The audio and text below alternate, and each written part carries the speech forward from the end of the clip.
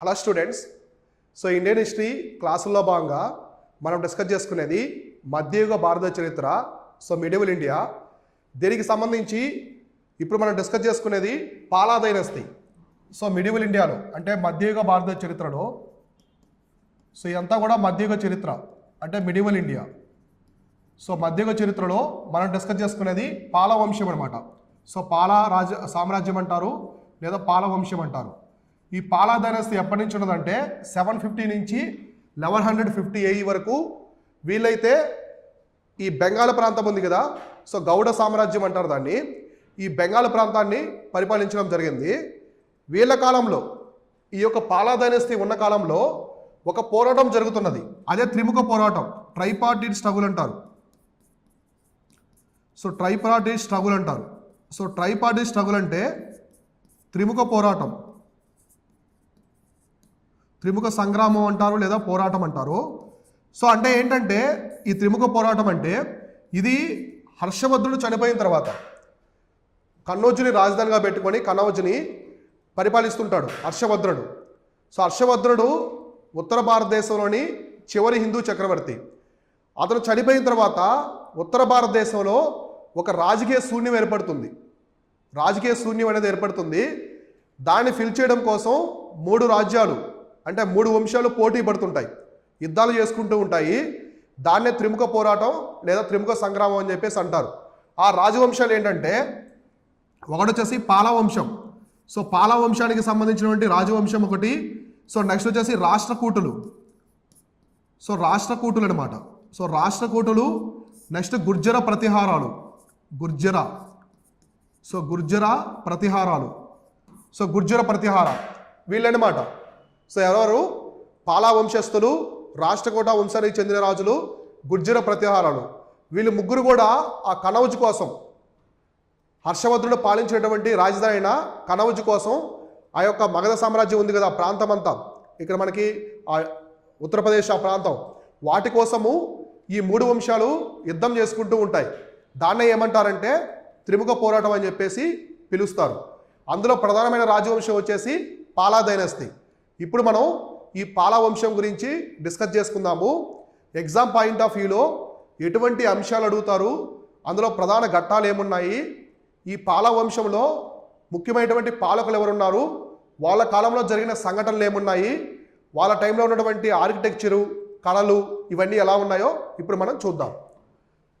So ఇక్కడ చూడండి, Gopala. So Gopala known as the Gopala became the founder of the Pala dynasty of Bengal around 750.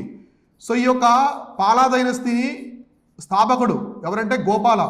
So Gopala వచ్చేసి పాలా dynasty అనమాట, వంశస్థాపకుడు.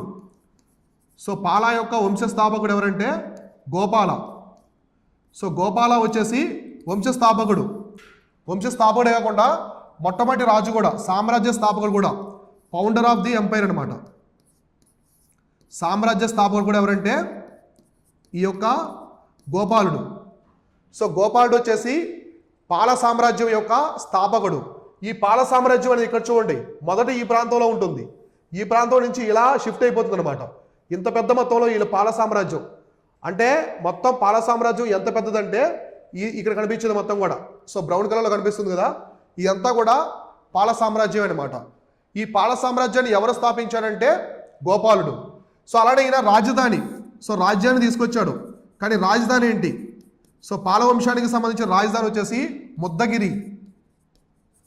So ముద్దగిరి అంటారు, దీనినే ముంగేర్ అంటారు. సో ముంగేర్ అంటారు. ప్రజెంట్ ఇది బీహార్లో ఉంది. సో బీహార్లో ఇప్పుడు ఉంది కదా ముంగేరు, అదే అనమాట.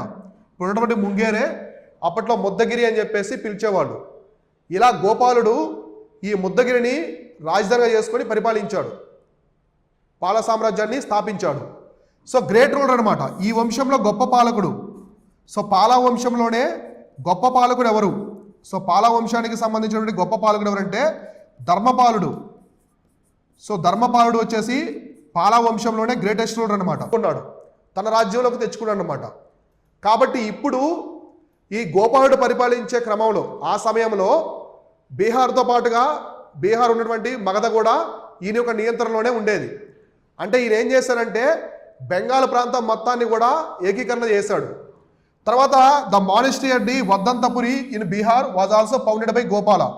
సో వద్దంతపురి ఏంటి? వద్దంతపురి. వద్దంతపురి అనే ఆశ్రమాన్ని కూడా ఈయన నిర్మించాడు. వద్దంతపురి ఆశ్రమాన్ని ఎక్కడ స్థాపించాడు అంటే బీహార్. సో బీహార్లో వద్దంతపురి అనే ఒక ఆశ్రమాన్ని గోపాలుడు, పాలా డైనస్టీకి సంబంధించినటువంటి గోపాలుడు స్థాపించడం జరిగింది. సో ఇక్కడ మీకు ఇమేజ్లో కనిపిస్తుంది కదా, ఇమేజ్లో కనిపించేదే వద్దంతపురి. ఇదేంటంటే ఒక యూనివర్సిటీ అనమాట, విశ్వవిద్యాలయం. సో ఈ వద్దంతపురి అనేది ఒక ఆశ్రమే కాకుండా ఒక యూనివర్సిటీ కూడా. సో ఇది ఒక యూనివర్సిటీ అంటే విశ్వవిద్యాలయం. విశ్వవిద్యాలయం. సో దీనిని ఆశ్రమంగా స్థాపించాడు, తర్వాత అది విశ్వవిద్యాలయంగా మారింది. కాబట్టి మిమ్మల్ని ఎగ్జామ్ పాయింట్ ఆఫ్ వ్యూలో అడుగుతారు, Vaddantapuri university was founded by which of the following ruler అంటారు. ఎవరంటే గోపాలుడు. సో గోపాలుడు బీహార్ దగ్గర ఈ వద్దంతపురి అనే ఒక విశ్వవిద్యాలయాన్ని స్థాపించడం జరిగింది. అలానే పాలా డైనస్టీకి సంబంధించిన వంశస్థాపకుడు, సామ్రాజ్య స్థాపకుడు కూడా ఈ గోపాలుడే. సో ఇలా అనమాట. తర్వాత వచ్చేసి he was regarded as the first Buddhist monarch of Bengal after converting to the religion. అయితే ఈ గోపాలుడు, సో ఇప్పుడు మనం చెప్పుకున్నటువంటి ఈ గోపాలుడు ఈయన బౌద్ధ మతాన్ని స్వీకరించాడు. సో బౌద్ధ మతాన్ని స్వీకరించాడు. సో బౌద్ధ మతాన్ని స్వీకరించడంతో బెంగాల్ యొక్క మొట్టమొదటి రాచరిక రాజు అయ్యాడు, అంటే బౌద్ధ రాజు. సో బౌద్ధ రాచరిక రాజు, బౌద్ధ మతాన్ని స్వీకరించినటువంటి రాచరిక రాజు అయ్యాడు. ఏ ప్రాంతానికి? బెంగాల్ ప్రాంతానికి. సో బెంగాల్ ప్రాంతానికి అంటే గోపాలుడు మొదట వైదిక మతాన్ని ఫాలో అవుతాడు, అంటే హిందూ మతాన్ని. తర్వాత ఆయన బుద్ధిజం వైపు వెళ్తాడు. బౌద్ధ మతాన్ని స్వీకరించిన తర్వాత ఏమయ్యాడు? బౌద్ధ మత రాచరిక రాజు అయ్యాడు. అంటే ఆల్రెడీ రాచరిక రాజే, ఇప్పుడు బౌద్ధ మతాన్ని స్వీకరించాడు. కాబట్టి బెంగాల్ ప్రాంతంలోనే మొట్టమొదటి బౌద్ధ రాచరిక రాజు ఎవరంటే గోపాలుడు. అలానే his reign was marked by the tripartite struggle between the Palas, Pratiharas, Rashtrakutas for the control of the Kannauj and north India. So ఇందాక మనం చెప్పుకున్నాం కదా, ఏమని చెప్పుకున్నాము? త్రిముఖ సంగ్రామం లేదా త్రిముఖ పోరాటం, త్రిముఖ సంగ్రామం అని పెట్టుకున్నాం, ట్రైపార్టీ స్ట్రగుల్. ఇక్కడ 3 వంశాలకి, ఎవరికి? పాలాసు, ప్రతిహారాసు, రాష్ట్రకూటాసు. ఇక్కడ 3 వంశాలకి, సో 3 సామ్రాజ్యానికి, పాలా, రాష్ట్రకూట. సో పాలా, రాష్ట్రకూటులు, నెక్స్ట్ ప్రతిహారాలు. సో ప్రతిహారాలు, వీళ్ళ ముగ్గురికి మధ్య యుద్ధం జరుగుతుంది. ఎందుకోసము? ఒకటి కనౌజ్ కోసం. సో కనౌజ్ ఎందుకంటే హర్షవర్ధుడి కాలంలో ఇది రాజధాని, బాగా డెవలప్ అయింది. సో ఇంకోటి వచ్చేసి ఉత్తర భారతదేశం కోసం. సో ఉత్తర భారతదేశంలో రాజకీయ శూన్యం ఉంది. హర్షవర్ధుడు చనిపోయిన తర్వాత ఎవరు కూడా ఉత్తర భారతదేశాన్ని ఆక్రమించుకోలేదు, అక్కడ రాజకీయ శూన్యత ఉంది. అందువల్ల ఇది మంచి అదును, దీనిని కనౌజ్ని, ఉత్తర భారతదేశాన్ని తన రాజ్యంలో కలుపుకునేదానికి అని చెప్పేసి ముగ్గురు ఆలోచించారు. ఇక్కడ ముగ్గురు కూడా శక్తివంతమైన రాజ్యాలే, రాష్ట్రకూటులు కావచ్చు, అలానే గుర్జర ప్రతిహారాలు కావచ్చు, తర్వాత వచ్చేసి పాలా డైనస్టీ. ముగ్గురు కూడా చాలా శక్తివంతమైన రాజ్యాలు. ముగ్గురు కూడా యుద్ధాల్లో పాల్గొన్నారు. సో ఎవరు ఒకరికి సపోర్ట్ లేకుండా ఇప్పుడు గుర్జర ప్రతిహార, పాలా ఒకసారి పోటీ పడ్డారు. నెక్స్ట్ పాలా డైనస్టీ, ఇక్కడ వచ్చేసి రాష్ట్రకూటాలు ఒకసారి యుద్ధం చేసుకున్నారు. అంటే ఒక్కొక్కరు ఫస్ట్ కన్నౌజ్ ఉంది కదా, ఈ కన్నౌజ్ని ఫస్ట్ పాలా పరిపాలిస్తారు, పాలా కంట్రోల్ తీసుకుంటారు. మళ్ళీ వీళ్ళ మీద యుద్ధం చేసి మళ్ళీ ఈ కన్నౌజ్ని గుర్జర ప్రతిహార తీసుకుంటారు. మళ్ళీ గుర్జర ప్రతిహార మీద రాష్ట్రకూటులు దండయాత్ర చేసి రాష్ట్రకూటులు తీసుకుంటారు. ఇలా వీళ్ళు ముగ్గురు మధ్యనే యుద్ధం జరిగేది. ఎందుకంటే ఆ కాలంలో ఉత్తర భారతదేశంలో ఎటువంటి శక్తివంతమైన రాజ్యాలు లేవు. ఉన్నటువంటి 3 రాజ్యాలు ఏంటంటే రాష్ట్రకూటులు, వీళ్ళు సౌత్ వరకు పరిపాలించారు. రాష్ట్రకూటులు, పాలా డైనస్టీ, అలానే గుర్జర ప్రతిహారాలు మాత్రమే నార్త్ ఇండియా కోసం త్రిముఖ సంగ్రామంలో పాల్గొన్నారు. సో ముగ్గురికి యుద్ధాలు అనేవి జరుగుతుండేవి. ఇవి ఎప్పుడు స్టార్ట్ అయ్యాయంటే ఈ యొక్క గోపాల టైంలోనే. సో పాలా డైనస్టీ ఫౌండర్ అయినటువంటి ఈ గోపాల టైంలోనే ఈ త్రిముఖ సంగ్రామం కూడా మొదలైందనమాట. సో నెక్స్ట్ పాలా డైనస్టీలో ఉన్నటువంటి రాజు ఎవరంటే ధర్మపాలుడు. నెక్స్ట్ వచ్చేసి ధర్మపాలుడు. సో గోపాలుడి యొక్క కుమారుడు వచ్చేసి ధర్మపాలుడు. ఈయన 770 నుంచి 810 వరకు సి వరకు ఉంటాడు అనమాట, సి వరకు ఉంటాడు. Dharmapala succeeded Gopala as the ruler of around 770. So Dharmapala was the second ruler of the Pala empire. He was the son of Gopala. So ఇతనే గోపాలుడి యొక్క కుమారుడు. సో మనం ఇంతమంది చెప్పుకున్నాం కదా, గోపాలుడి యొక్క కుమారుడు ఈ యొక్క ధర్మపాల. సో ధర్మపాలుడు. అలానే రెండవ రాజు ఈ యొక్క దేనికి సంబంధించింది, పాలా సామ్రాజ్యంలో. పాల వంశంలో రెండవ రాజు ఎవరంటే ధర్మపాలుడు. ఈ ధర్మపాలుడే పాలవంశ స్థాపకమైనటువంటి గోపాలుడి యొక్క కుమారుడు. So he fought number of battles against the Pratiharas and Rashtrakutas. అయితే ఇక్కడ ప్రత్యేకత ఏంటంటే ఈయన కాలంలో ఈ ప్రతిహార వీళ్ళతో చాలా యుద్ధాలు జరుగుతాయి. చాలా యుద్ధాలు అంటే గోపాలుడి కంటే కూడా ఎక్కువ యుద్ధాలు జరుగుతాయి. ఎవరెవరితో? ఒకవైపు రాష్ట్రకూటులు. సో ఒకవైపు రాష్ట్రకూటులతో నార్త్ ఇండియా కన్నూజ్ కోసం, ఇంకోవైపు ప్రతిహారాలు, గుర్జర ప్రతిహారాలు. ఇలా వీళ్ళిద్దరితో చాలా యుద్ధాలు జరుగుతాయి.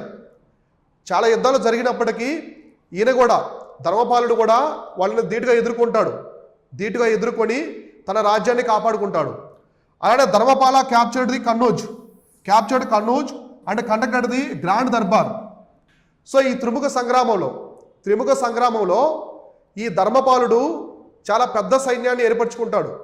ఎందుకంటే ప్రతిసారి రాష్ట్రకూటులు, గుర్జర ప్రతిహారాలు దాడులు చేస్తున్నారు. సో వాళ్ళని ఎదుర్కోవాలంటే పెద్ద సైన్యం ఉండాలని ఈయన ఒక పెద్ద సైన్యాన్ని ఏర్పరచుకొని ఇద్దరిని ఓడిస్తాడు. ఎవరెవరిని? రాష్ట్రకూటులని, గుర్జర ప్రతిహారాన్ని ఇద్దరిని ఓడించి కన్నౌజ్ని ఆక్రమించుకుంటాడు. కాబట్టి కన్నౌజ్ని ఎవరు గెలిచారంటే ధర్మపాలుడు గెలిచి ఇక్కడ ఒక పెద్ద దర్బార్ ఏర్పాటు చేస్తారు, గ్రాండ్ దర్బార్. సో రాజుకు సంబంధించినటువంటి పెద్ద దర్బారు. ఈ దర్బారులో కన్నౌజ్ అనేది పాలా సామ్రాజ్యంలో భాగం అని చెప్పేసి అక్కడ ప్రకటన చేస్తారు. ఏమని చేస్తారు? పాల సామ్రాజ్యంలో కన్నౌజు ఉత్తర భారతదేశం కూడా భాగం అని చెప్పేసి చెప్పడం జరుగుతుంది. పాలా డైనస్టీ ఎక్కడుంది? ఎక్కడో బీహార్, బెంగాల్ ప్రాంతం నుంచి పరిపాలిస్తున్నారు. వీళ్ళు ఇలా కన్నౌజ్ వరకు వచ్చి రాష్ట్రకూటులని, ప్రతిహారాలను ఓడించి ఈ కన్నౌజ్ను గెలిచి అక్కడ ఒక పెద్ద దర్బార్ కూడా నిర్వహిస్తాడు. ఎవరు నిర్వహించాడంటే ధర్మపాలుడు. సో ఇలా తండ్రికి తగ్గ తనయుడుగా ధర్మపాలుడు కూడా పెద్ద సామ్రాజ్యాన్ని ఏర్పరచుకుంటాడు. రాష్ట్రకూటులని, గుర్జర ప్రతిహారాలను కూడా ఓడించడం జరుగుతుంది. So he took the greatest imperial titles of the period including Paramabhattaraka, Parameshvara, Maharajadhiraja. So ధర్మపాలుడికి కొన్ని బిరుదులు ఉంటాయి. కొన్ని బిరుదులు అయితే ఉంటాయన్నమాట. ఈ బిరుదులు ఏంటంటే, ఒకటి పరమభట్టారక. సో పరమభట్టారక అనేది ఒక బిరుదు అనమాట. నెక్స్ట్ పరమేశ్వర. సో పరమభట్టారక, పరమేశ్వర, మహారాజాదిరాజా. సో మహారాజాదిరాజా ఇవన్నీ కూడా ధర్మపాలుడి యొక్క బిరుదులు. సో ధర్మపాలుడు ఎవరి యొక్క బిరుదులు? ధర్మపాలుడి యొక్క బిరుదులు అనమాట. సో ధర్మపాల యొక్క బిరుదులు ఏవేంటివి? పరమభట్టారక, పరమేశ్వర, మహారాజాదిరాజా. ఇవన్నీ కూడా ధర్మపాలుడి యొక్క బిరుదులు అనమాట. ఎందుకంటే పాల వంశంలోనే చాలా గొప్ప రాజు, greatest ruler in the Pala dynasty. కాబట్టి పాల వంశంలోనే గొప్ప పాలకుడు ఎవరంటే ఈ ధర్మపాలుడు. సో ధర్మపాలుడు వచ్చేసి మొత్తం పాల వంశంలోనే గొప్ప పాలకుడు. సో గ్రేటెస్ట్ రూలర్ అనమాట. సో మొత్తం ఈ యొక్క పాల వంశంలోనే, పాల సామ్రాజ్యంలోనే గొప్ప రాజు ఎవరంటే ధర్మపాలుడు. తర్వాత ఇతను కొన్ని యూనివర్సిటీస్ అనమాట, అంటే మోనస్ట్రీలా పెడతాడు. తర్వాత ఈ విశ్వవిద్యాలయం అవుతాయి. ఈయన కూడా కొన్ని విశ్వవిద్యాలయాలు. సో అప్పట్లో ఆశ్రమాల్లో చదువుకునేవాళ్ళు కాబట్టి ఇలా స్థాపించారు వాళ్ళు. మొదట ఆశ్రమంగా స్థాపించారు, అవే యూనివర్సిటీస్ అప్పట్లో, విశ్వవిద్యాలయాలు. ఇక్కడ మనం గమనిస్తే ఒకటి వచ్చేసి Vikramashila university, monastery. Next Somapura Mahavira. So Mahavihara అని చెప్పేసి రెండు నిర్మించాడు ఎవరు? ధర్మపాలుడు. కాబట్టి ఒకటి వచ్చేసి విక్రమశీల విశ్వవిద్యాలయం. సో విక్రమశీల విశ్వవిద్యాలయం దీన్ని ఎక్కడ స్థాపించారంటే బీహార్. సో బీహార్లో స్థాపించారు. నెక్స్ట్ ఇంకోటి ఏంటి? సోమపుర విశ్వవిద్యాలయం. సో దీన్ని ఎక్కడ స్థాపించారంటే ప్రజెంట్ ఇది వచ్చేసి బంగ్లాదేశ్లో ఉంది. ఎందుకంటే అప్పుడు బెంగాల్ మొత్తం ప్రాంతాన్ని పరిపాలించారు కదా. సో ప్రజెంట్ ఇది బంగ్లాదేశ్లో ఉందన్నమాట, సోంపుర విశ్వవిద్యాలయం. సో విక్రమశీల వచ్చేసి బీహార్లో ఉంది. ఇక్కడ మనం గమనిస్తే ఇమేజ్లో చూడండి, ఇది విక్రమశీల నలందలాగే ఉంటుంది, కొంచెం నలందలాగా అనిపిస్తుంది. నలంద విశ్వవిద్యాలయం అనిపిస్తుంది. గుప్తులు నిర్మించినటువంటి నలంద విశ్వవిద్యాలయం లాగా ఉంటుంది. ఇది విక్రమశిల అనమాట. ఇది బీహార్లో ఉంది. సో ఇది వచ్చేసి ఎక్కడ ఉంది? బీహార్. సో బీహార్లో ఉన్నటువంటి విక్రమశిల యూనివర్సిటీ ఇది, విక్రమశిల యూనివర్సిటీ. సో ఇది సోంపురా యూనివర్సిటీ అనమాట. సోంపురా యూనివర్సిటీ ఇది ఎక్కడ ఉందంటే బంగ్లాదేశ్లో ఉంది. సో బంగ్లాదేశ్లో ఉందన్నమాట. అయితే ఈ యొక్క బక్తియార్ ఖిల్జీ, సో భారతదేశంలోకి మహమ్మదీలు వచ్చిన తర్వాత బక్తియార్ ఖిల్జీ నలంద విశ్వవిద్యాలయాన్ని మొత్తాన్ని కూడా దహనం చేశాడు. తన క్రూరత్వంతో దహనం చేశాడు. అలానే బీహార్లోని విక్రమశిల యూనివర్సిటీని కూడా దహనం చేసింది ఎవరంటే బక్తియార్ ఖిల్జీనే. ఒకటి నలంద విశ్వవిద్యాలయాన్ని, రెండు కూడా మనకి బీహార్లోనే ఉంటాయి. సో బీహార్లో ఉన్నటువంటి నలంద విశ్వవిద్యాలయాన్ని అలానే విక్రమశిల విశ్వవిద్యాలయాన్ని రెంటిని కూడా దహనం చేసింది so Bakhtiyar Khilji. So Bakhtiyar Khilji burned both Nalanda university and Vikramashila university. So ఇలా అనమాట. కాబట్టి ధర్మపాలుడు ఈ రెండు విశ్వవిద్యాలయాన్ని స్థాపించి విద్యకి ప్రాధాన్యత ఇస్తాడు, పెద్ద పాదం వేస్తాడు, సింహభాగం ఇస్తాడు. తన సామ్రాజ్యంలో ప్రతి ఒక్కరూ విద్యను అభ్యసించాలి, జ్ఞానాన్ని పొందాలి అనే లక్ష్యంతో ఈ యొక్క విశ్వవిద్యాలయాన్ని ధర్మపాలుడు స్థాపించాడు. తర్వాత వచ్చేసి దేవపాలుడు. ఈ వంశంలో పాలా డైనస్టీలో నెక్స్ట్ రాజు వచ్చేసి ఎవరంటే దేవపాలుడు. సో దేవపాలుడు ఈయన 810 నుంచి 850 CE వరకు ఉంటాడు. సో CE వరకు అయితే ఉంటాడు. దేవపాలుడు వచ్చేసి సన్ ఆఫ్ ధర్మపాల కొడుకు and Rannadevi, the princess of the Rashtrakuta dynasty. అయితే ఇక్కడ అంశం ఏంటంటే ధర్మపాలుడు, సో దేవపాలుడు కంటే ముందు రాజు ఎవరు? ధర్మపాలుడు. ఈయన యొక్క భార్య అయినటువంటి రన్నాదేవి. సో ఈ రన్నాదేవి ఎవరంటే రాష్ట్రకూట యువరాణి అనమాట. సో రాష్ట్రకూట యువరాణిని ఈ యొక్క ధర్మపాలుడు పెళ్లి చేసుకుంటాడు. ఎప్పుడంటే వాళ్ళు ఓడించాక, రాష్ట్రకూటలను ఓడించాడు కదా, ఇందాక మనం చెప్పుకున్నాం. రాష్ట్రకూటలను ఓడించి వాళ్ళతో వైవాహిక సంబంధాలు పెట్టుకుంటారు. రాష్ట్రకూట రాజు ఓడిన తర్వాత తన కూతురుని ధర్మపాలుడికి ఇచ్చి పెళ్లి చేశాడు. ఆమె ఈ రన్నాదేవి. కాబట్టి ధర్మపాలుడికి రన్నాదేవికి పుట్టిన సంతానమే ఈ యొక్క దేవపాలుడు అనమాట. సో దేవపాలుడు వీళ్ళ యొక్క కుమారుడు. సో ఎవరు కుమారుడు? ధర్మపాలుడు అలానే మహారాణి రన్నాదేవికి పుట్టినటువంటి సంతానమే ఈ యొక్క దేవపాలుడు అనమాట. ఆమె ఎవరంటే రాష్ట్రకూట యువరాణి.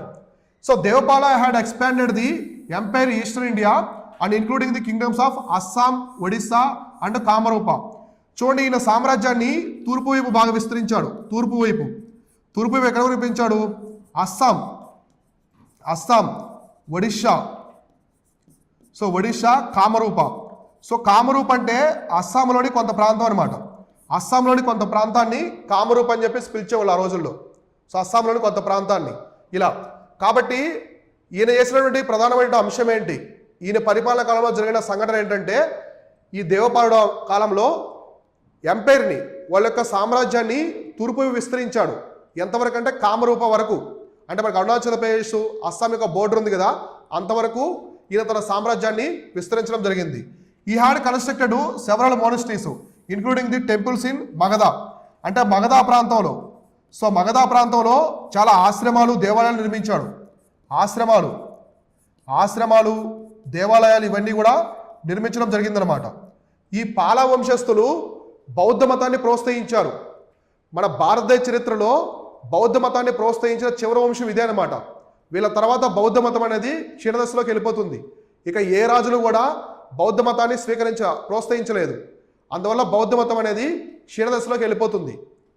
ఇలా పాల వంశస్థులు అనమాట ఉత్తర భారతదేశంలో బౌద్ధ మతాన్ని ప్రోత్సహించినటువంటి చివరి రాజవంశం. తర్వాత Devapala carried out raids in the north, Deccan and పెన్సులా.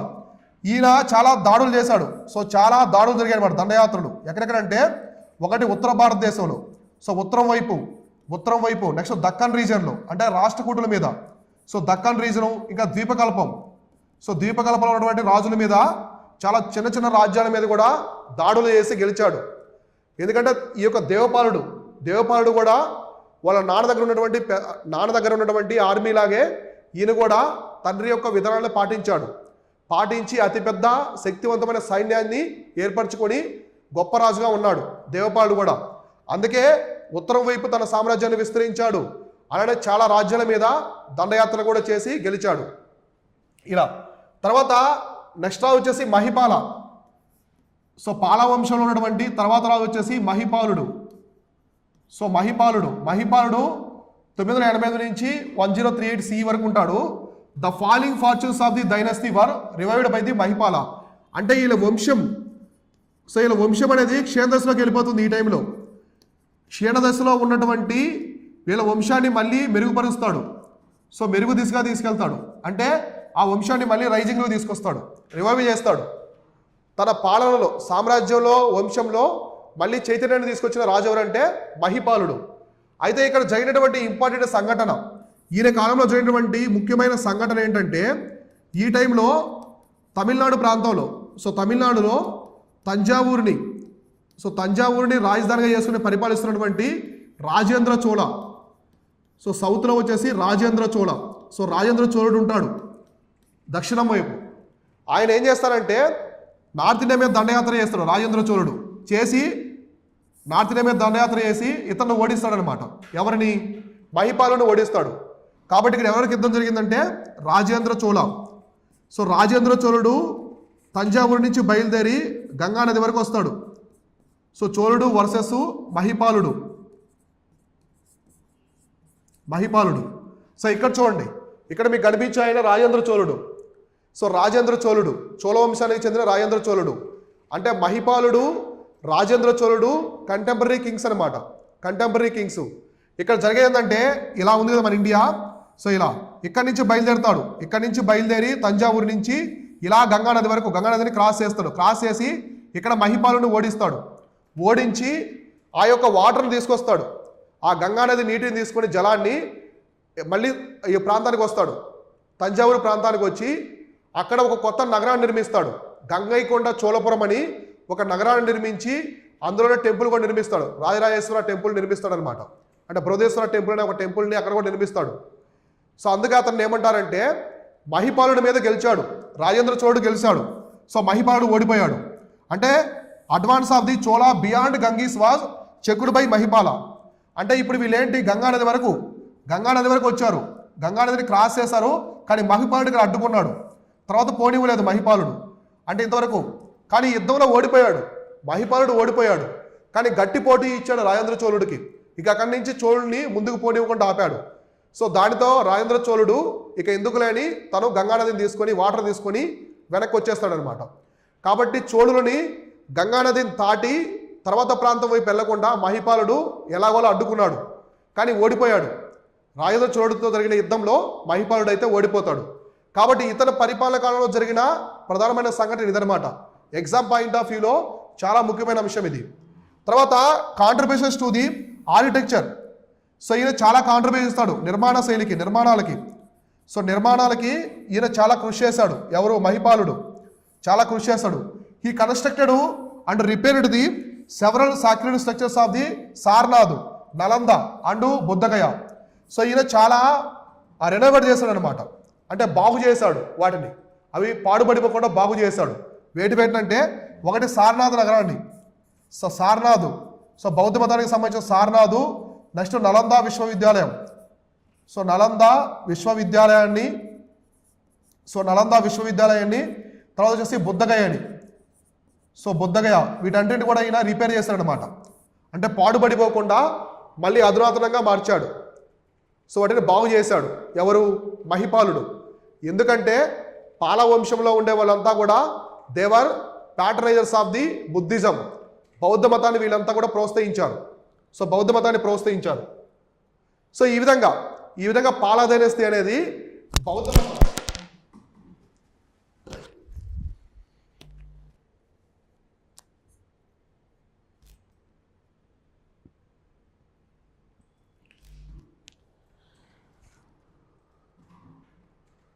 So ఈ విధంగా పాలవంశం అనేది బౌద్ధ మతాన్ని ప్రోత్సహించినటువంటి చివరి వంశం ఎక్కడ? ఉత్తర భారతదేశంలో.